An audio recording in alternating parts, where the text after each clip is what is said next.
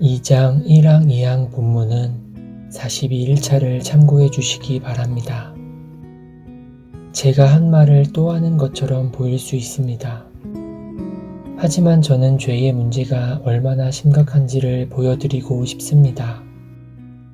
하나님께서는 죄인들이 그 죄들을 그대로 가진 채 풀려나도록 하시지 않습니다. 복음은 하나님께서 자신의 아들을 세상에 보내셨고 예수 그리스도께서 끔찍한 죄의 짐을 자신에게 지우셨으며 그러하기에 죄인들이 구원받을 수 있다고 우리에게 말합니다. 그러나 우리는 이 복음으로 자신을 위로하기 전에 하나님 앞에 우리가 어떤 존재인지를 반드시 이해해야 합니다. 우리 자신을 하나님 앞에 죄인으로서 하나님의 진노에 놓여 있으며 율법의 저주에 놓여있는 자로서 본 적이 있습니까? 하나님 앞에 우리의 위치와 상태를 알고 있습니까? 여기에서의 우리란 아직 구원받지 못한 자들을 칭합니다. 이것들은 불편한 진실입니다. 하지만 하나님의 거룩하심과 하나님의 진노가 매우 실제적인 것임을 주목해야 합니다. 하나님의 진노를 생각할 때 우리는 인간의 방식으로 이해합니다. 우리가 화를 생각할 때 보통 감정의 폭발을 일으키는 것으로 생각합니다. 우리는 화가 났을 때 거기에는 항상 죄가 섞여 있습니다. 우리의 진노는 늘 복합적인 동기에서 나옵니다. 하지만 하나님의 진노는 그렇지 않습니다. 하나님의 진노는 감정적인 성질의 폭발이 아닙니다. 하나님의 진노는 순수합니다. 하나님의 진노는 선합니다. 하나님의 진노는 침착합니다. 하나님의 진노는 죄를 향한 하나님의 의로우신 태도입니다.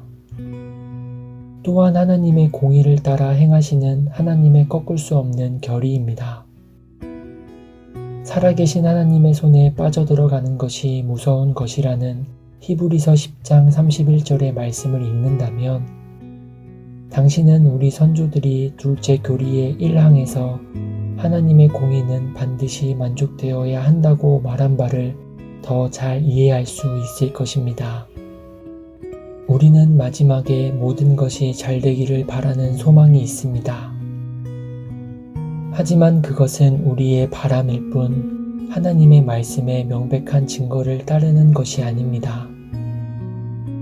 그 전체가 사랑스러우시며 그 입술로 사랑과 용서와 은혜의 말씀을 하시는 그리스도께서 죄인들이 슬피 울고 이를 갈게 되는 영원한 형벌의 장소를 말씀하셨습니다.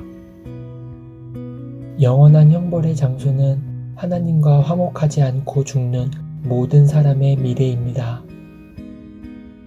그 공의로운 형벌을 어떻게 하면 벗어날 수 있을까요?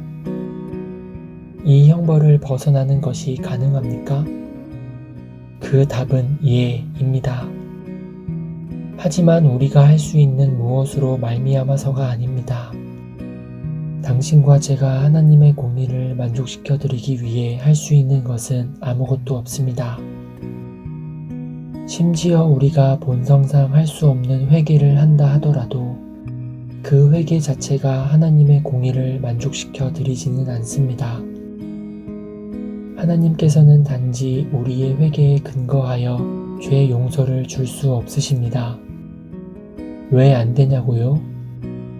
회개가 죄를 속할 수 없으며 죄값을 치를 수 없기 때문입니다. 이것은 우리의 일상에서도 마찬가지입니다. 살인자가 자신의 범죄를 뉘우친다는 사실은 아무것도 바꾸지 못합니다. 살인자는 여전히 자신이 그르친 일을 바르게 해 놓아야 합니다. 도둑이 물건을 훔쳤을 때 도둑이 자신이 한 일에 대해 매우 미안해할 수 있지만 그래도 도둑은 자신이 훔친 것을 되돌려 놓아야 합니다. 잘못한 일은 그에 상응하는 형벌로 균형을 맞추어야 합니다. 우리는 형벌이 범죄에 비례하지 않는 시대에 살고 있지만 많은 사람이 자신 안에서 공정함에 대한 지각이 자신에게 죄는 반드시 벌해야 한다고 말하는 것을 느낍니다. 이것은 우리가 하나님의 형상으로 지음 받음으로 말미암아 도덕적 지각을 부여받았기 때문입니다. 우리는 무엇이 그릇될 때 그런 것을 인식합니다. 이것이 인간인 우리에게 참이라면 하나님께는 얼마나 더하겠습니까?